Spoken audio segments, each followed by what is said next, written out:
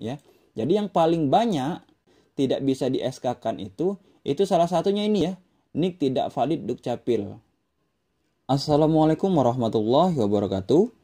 Pada kesempatan kali ini saya akan membagikan informasi terkait penyebab mengapa tidak bisa diusulkan untuk mendapatkan program Indonesia Pintar atau PIP ya. Baik, langsung saja kita lihat penyebabnya.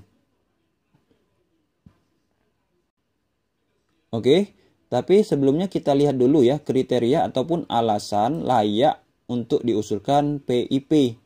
Jadi berdasarkan aplikasi Si Pintar, aplikasi Si Pintar ini hanya bisa diakses oleh operator sekolah ya. Jadi ada beberapa kriteria siswa itu layak diusulkan mendapatkan PIP. Di sini ada 8 ya. Jadi yang pertama pemegang PKH, KPS, KKS. Kemudian yang kedua dampak bencana alam. Kemudian yang ketiga pernah drop out. Yang keempat ini kelainan fisik atau disabilitas ya. Kemudian yatim piatu, panti asuhan, panti sosial. Kemudian daerah konflik. Kemudian siswa miskin ataupun rentan miskin. Dan yang terakhir ini keluarga terpidana berada di lapas.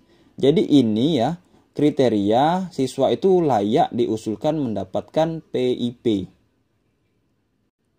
Oke, selanjutnya kita lihat status siswa yang bisa diusulkan ataupun sudah di SK-kan ya. Oke, jadi di sini saya ambil contoh siswa yang ini ya. Statusnya ini layak PIP. Kemudian datanya ini NIK valid Dukcapil, jadi tidak ada masalah di NIK-nya. Kemudian NISN-nya juga valid, maka dia bisa diusulkan untuk mendapatkan PIP. Kelasnya masih kelas 10 ya. Jadi kalau kelas 10 ini rata-rata semuanya masih dalam tahap pengusulan. Kemudian yang di sini ya, ini sama ya, kelas 10 juga layak PIP, NIK valid Dukcapil, NISN valid ya. Dan juga bisa diusulkan. Nah, sekarang kita lihat yang sudah di SK-kan ya. Kita lihat datanya, ini layak PIP, kemudian NIK valid Dukcapil, kemudian NISN juga valid. Jadi, untuk yang sudah di SK-kan ini tinggal menunggu tahap pencairan ya. Ini data-data yang tidak ada masalah ya. Nah, sekarang kita lihat data yang bermasalah. Oke, di sini ada 2 contoh ya. Siswa yang bermasalah datanya ya. Saya ambil contoh siswa yang pertama ini ya. Di mana keterangannya ini dia layak PIP. Kemudian NIK valid Dukcapil ya. Jadi tidak ada masalah dia di kependudukan. Kemudian di sini NISN tidak valid. Sehingga keterangannya di sini NISN tidak valid. Inilah penyebab tidak bisa diusulkan ya. Untuk mengecek NISN ya. Siswa dapat mengeceknya secara langsung melalui aplikasi ataupun website ini ya. nisndata.kemendikbud.co.id. Jadi bisa dicekkan NISN-nya apakah sudah terdaftar atau belum. Kemudian kalaupun terjadi kekeliruan dalam penginputan NISN ya, ini bisa diperbaiki melalui aplikasi Dapodik ya. Seperti itu. Kemudian siswa yang kedua, kita lihat ya. Di sini dia layak dapat PIP. Karena kriterianya ini penghasilan ayahnya ini 500 sampai 900 ribu ya, hampir 1 juta.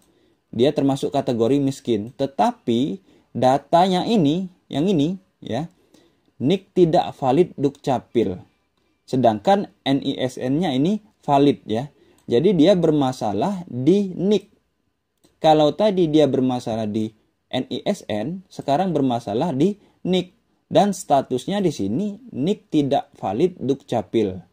Nah, kalau statusnya seperti ini ya, ini harus diperbaiki ataupun diupdate datanya di Dukcapil. Sekolah tidak bisa melakukan perbaikan untuk NIK tidak valid Dukcapil. Jadi yang bersangkutan ataupun siswa ataupun keluarganya ini langsung memperbaiki data kependudukannya di Dukcapil, Dinas Kependudukan dan Catatan Sipil.